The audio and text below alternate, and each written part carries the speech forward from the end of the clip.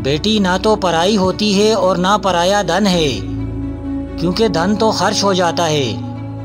बेटियां तो अनमोल मोती हैं जो दो खानदानों को एक माला में जोड़कर रखती हैं।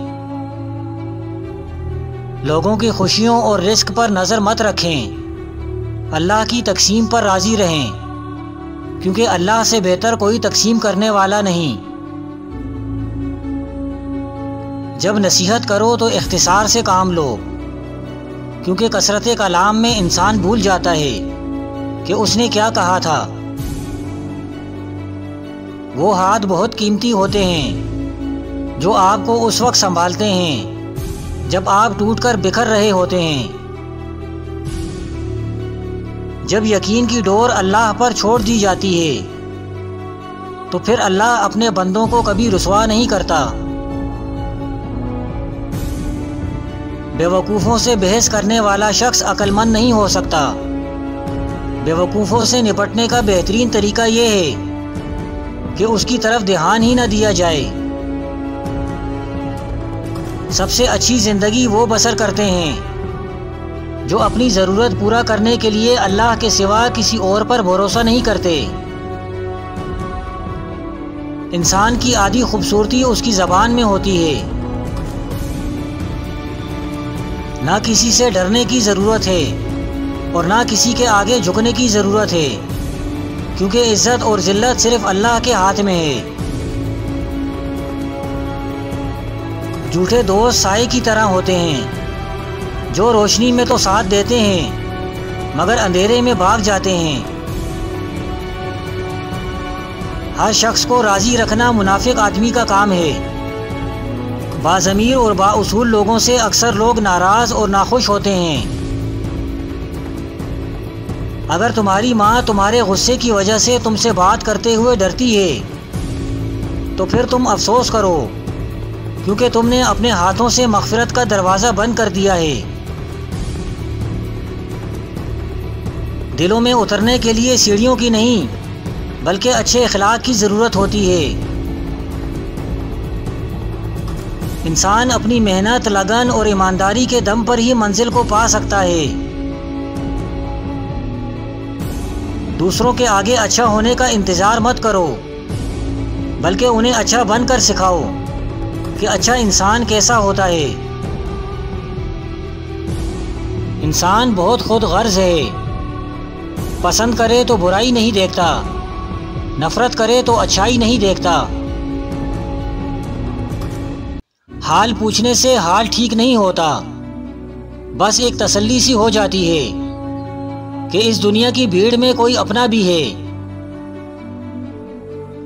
माँ बाप से कभी शिकवा न करना कि उन्होंने आपको क्या दिया, शायद उनके पास भी सारी जिंदगी में सिर्फ यही था। तुम्हारी तन्हाई तुम्हें जिस तरफ माइल करती है बस वही तुम्हारे अंदर की हकीकत है। हर इंसान बदल जाता है, कभी दिलचस्पी ख़त्म होने पर तो कभी और दिलचस्प लोग मिल जाने पर।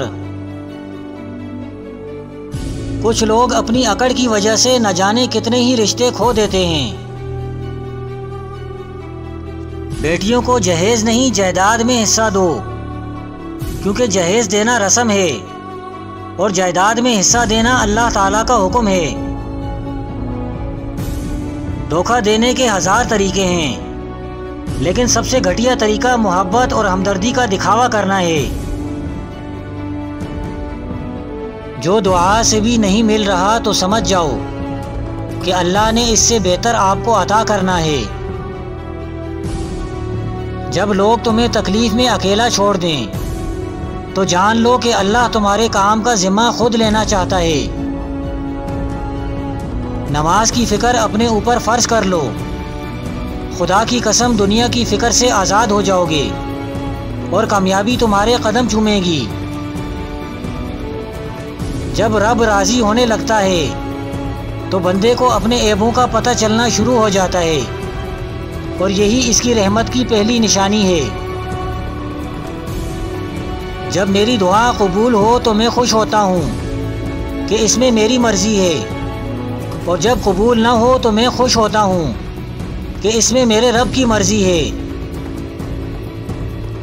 खुदा के नज़दीक किसी इंसान की इज्जत जितनी ज़्यादा होती जाती है, उसका इम्तिहान भी उसी कदर सख्त होता चला जाता है। जब तुम पर कोई मुश्किल आए तो किसी का एहसान न लो, क्योंकि मुसीबत 4 दिन की होती है और एहसान ज़िंदगी भर का होता है। जब दिल दुख जाए तो अल्लाह के आगे रो लिया करो, क्योंकि दर्द कितना भी हो अल्लाह के आगे रोने से सुकून में बदल जाता है। नमाज को मत छोड़ना, ज़िंदगी की सारी बरकत इसी में है। और अपनी नज़र की हिफाजत करना, क्योंकि गुनाह की बुनियाद यहाँ से शुरू होती है। बचपन से सिखाया जाता है कि अल्लाह से डरो, लेकिन ये गलत है। अल्लाह से इतनी मोहब्बत करो कि उसकी नाराज़गी से डरो। जब भी तुम चाहो कि तुम्हारी दुआ अर्श तक पहुँचे और मुस्तजाब हो जाए, तो पहले अपने वालिदैन के लिए दुआ मांगो। सबसे बड़ी गलती जो अक्सर लोग करते हैं कि आधा सुनते हैं, थोड़ा समझते हैं और 2 गुना बताते हैं। जब कोई दोस्त तुम्हें अपना राज बताए तो समझ लेना कि वो अपनी इज्जत तुम्हें अमानत देता है। इसमें कभी भी खयानत न करना। जब अल्लाह किसी से नाराज़ होता है तो उसे ऐसी चीज़ की तलब में लगा देता है जो उसकी किस्मत में नहीं होती।